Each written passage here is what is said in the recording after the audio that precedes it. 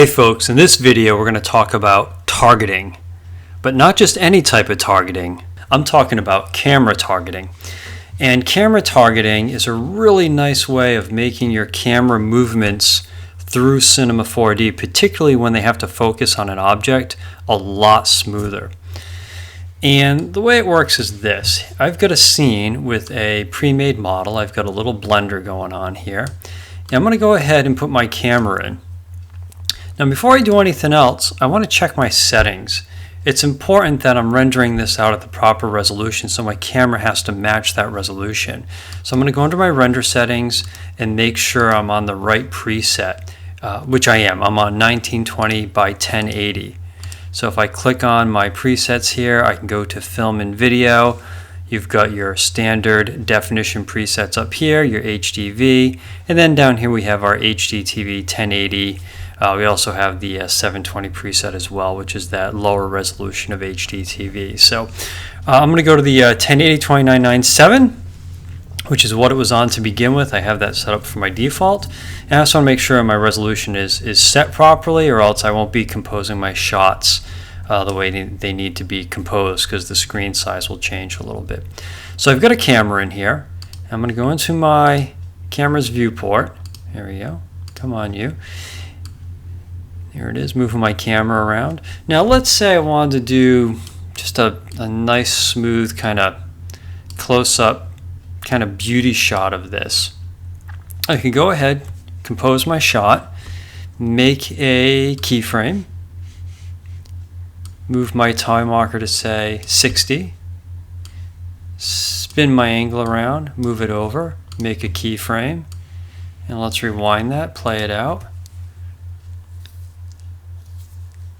Okay, well that's not awful, right? But it's also, you know, the problem with moving your camera through 3D space when you want to kind of sort of hone in on an object here is that the composition gets kind of weird. It sort of loses focus.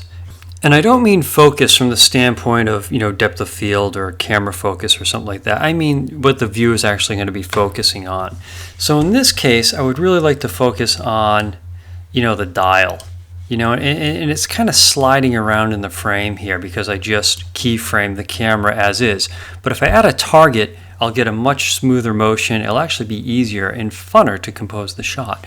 So let me show you what I mean. Let me get rid of my camera. Okay. Now, if I go under my tags, Cinema 4D, I can add in a target tag to this camera, which basically turns on targeting for it. You'll get this little target icon on your camera, and all you got to do is go to this little arrow, click on it, and tell it what you would like to target. So I'm going to target the blender. Now, what it actually targets is the object's pivot or origin point. So watch what's going to happen now when I move my camera. Now, I'm in my view modification tools up here, and I'm dragging my camera left and right, in and out, and it's focusing on the origin point. Look at this. I'm not even actually rotating the camera. I'm simply moving it, and the camera is always going to be looking at that origin point. Let me go into let me get outside of the camera view here so you can see what's going on. Let me zoom out a little bit. So as I'm moving this camera around, you see it's always looking at the target. And the target is the blender, but what part of the blender? It is the origin point. So I'm only moving the camera, it's automatically rotating and pivoting the camera to look at the target. It's pretty nice.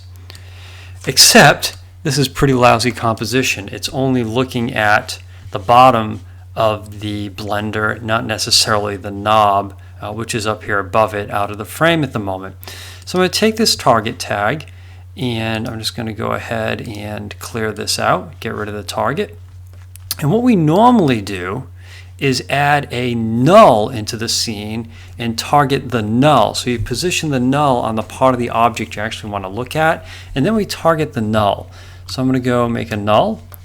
I'll just zoom out a little bit here and nudge it up, nudge it over. I'm probably have to split my views here.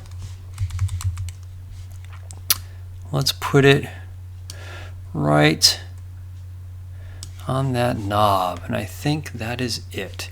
Let's go back in here, back into my camera window, click on the targeting tag, and this time let's put it on the null. Oh, by the way, a lot of times I'll rename this too. I'll probably, in one scene, I'll probably have a bunch of targets, so I'm going to call it knob target. There we go. Rename it. Okay, great. Whoa, I just zoomed in way too much.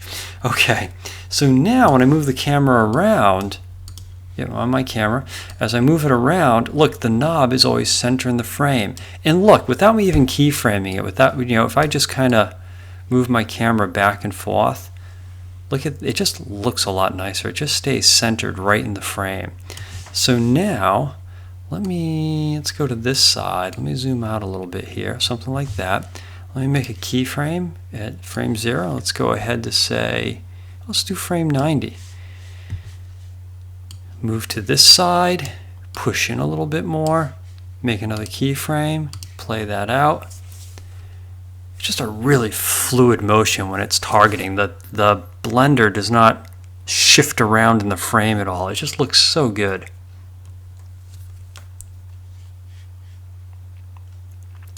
And what I might do is set up multiple cameras with multiple targets along the same object. I might do a target down here at the bottom where the name is, maybe a target at the top if I'm trying to emphasize something at the top of the blender, like the glassware or the stopper that goes on top of it, the cap.